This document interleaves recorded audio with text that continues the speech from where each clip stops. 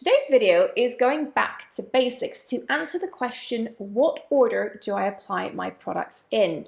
Still one of the most common questions I get asked, and I think it's because there are now so many categories of products. We have toners, we have essences, we have serums, we have masks, so much information. How do we get it right? How do we get the most from our products, and how do we use the right things for our skin's needs? Now, let's think about what happens if we get it wrong. What are the risks here? So I guess firstly, you might just not get as much out of your products, particularly when it comes to your actives if you put them on in the wrong order.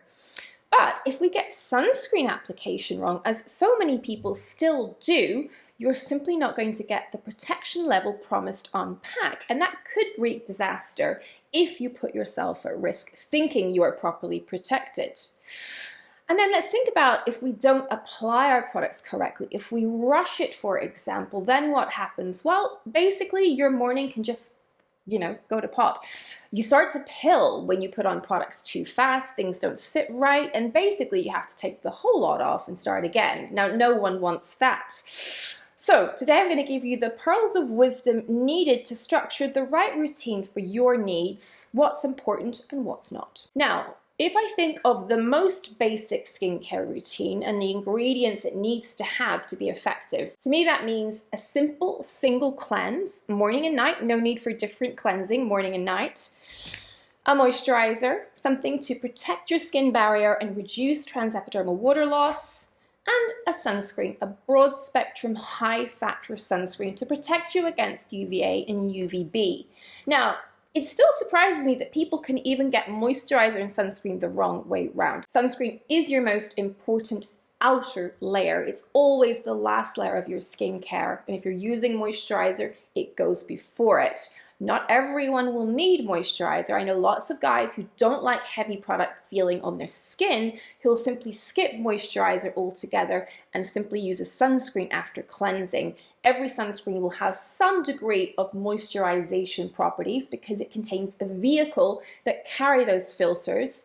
So if you don't need moisturizer and sunscreen is doing the job of keeping your skin supple all day, skip it. I would say that for most women, some degree of moisturization is necessary because it provides a better base for makeup over the course of the day. We do tend to lose water from our skin as we go about our everyday, whether it's dry air inside or it's sunny outside.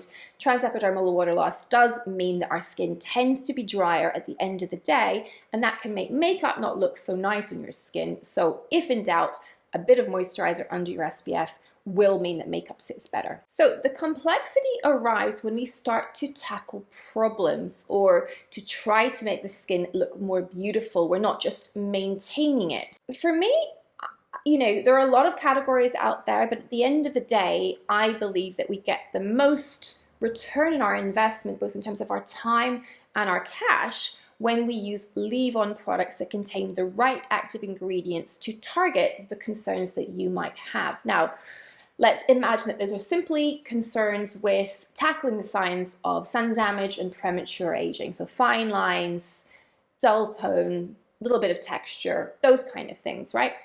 So for me, 2 steps in the morning, more than enough to tackle those kind of concerns. So we are typically looking to put active ingredients in the space between our cleanser and our moisturizer. Our sunscreen's out here, that's the fixed layer. Moisturizers here might be optional for some people, but probably going to happen for most people. And then we have the space for active ingredients. If I tell you that the order which you apply your active ingredients probably doesn't matter that much, would you be surprised?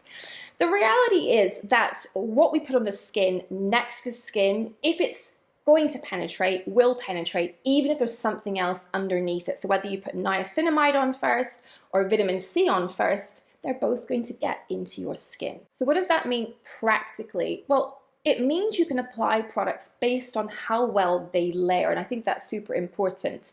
It doesn't matter how good a regime is that I prescribe for someone for their morning routine. At the end of the day, if it doesn't layer properly and lead to them being able to apply their makeup in a way that looks good and lasts all day, it's game over. They're not going to comply with my routine. So if we go back to our example of someone who's trying to tackle those signs of premature aging, The first step might be an antioxidant serum, and typically that means vitamin C, and they're often in a dropper with a pipette, and they're fluid, so they spread easily and they dry quickly. So it's an ideal first step for your morning routine because it's not going to interfere with the application of anything else.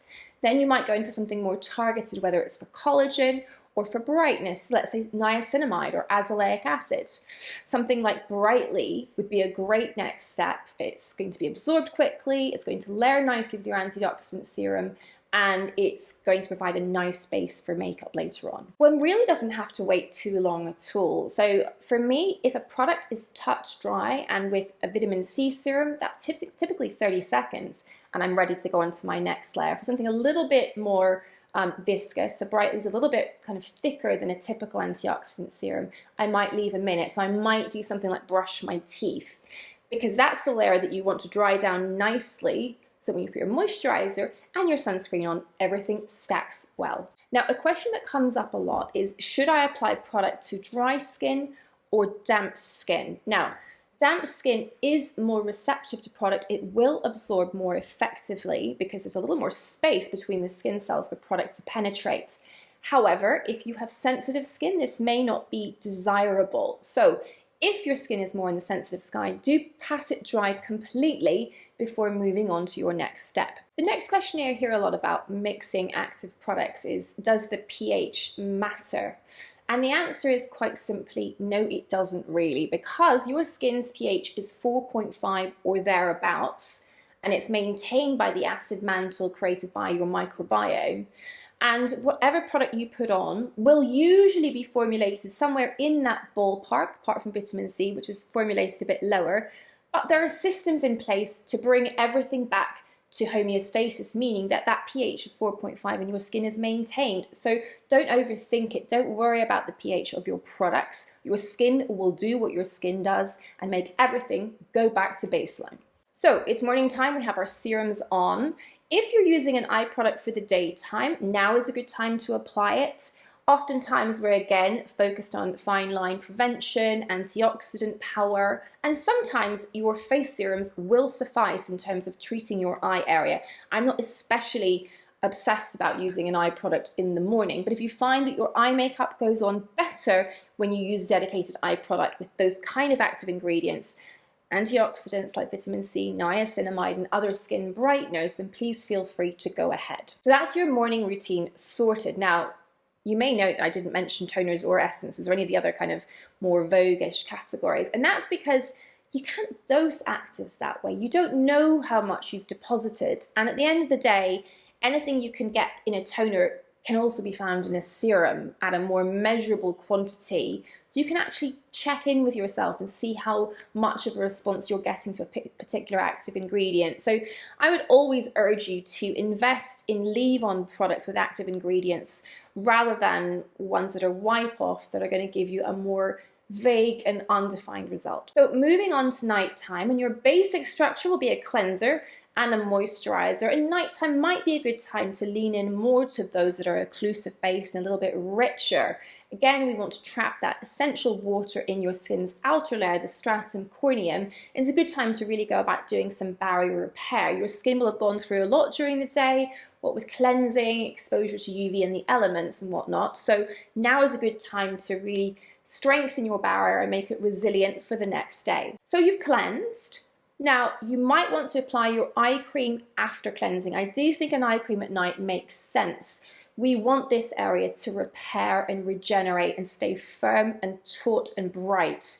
It's such an important part of our face. Our under eye really does say a lot about how we're living. If we're not looking after ourselves, if we're not sleeping, if we're not eating right, it does tend to show. So a gentle retinoid for your eye area is probably one of the best things you can do to maintain the health, firmness, and structure of the under eye skin. Go gently, apply it to the orbit, which is the bony rim around your eye, and that then creates a layer of product that is going to help prevent your serum, which you're going to apply afterwards, from creeping into the eye area and potentially something too strong being exposed to that delicate eye skin. The rest of your face is cleansed and is ready for some action if you so desire it. And nighttime is such a perfect time to apply a retinoid. Now, they can come in all sorts of formats. They can come in a liquid form, in a pipette dropper, they can come in a cream, they can come in a gel. So really the vehicle depends on your skin type and what you prefer in terms of skin feel.